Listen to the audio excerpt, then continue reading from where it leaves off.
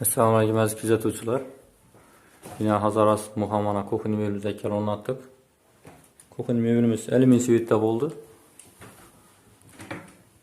Eshiklarni puxa apparatga yopishtirib urib berdik. Svetli bo'ldi bu kuxnimiz. Stollarına keladigan bo'lsak, iranskiy stoldan qo'yib berdik yaxshisidan. Tutqalarni ham yaxshisidan qo'yib berdik.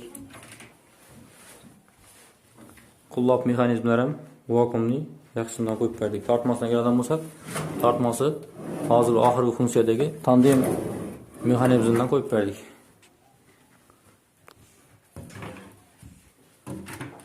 Bir yerden mo'yshaning üstüne su shilkalarini o'rnatib berdik yine.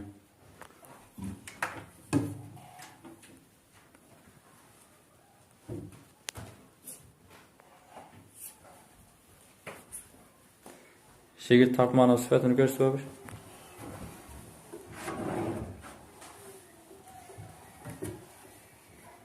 Ne? 60 kilo adamın gider tuttu.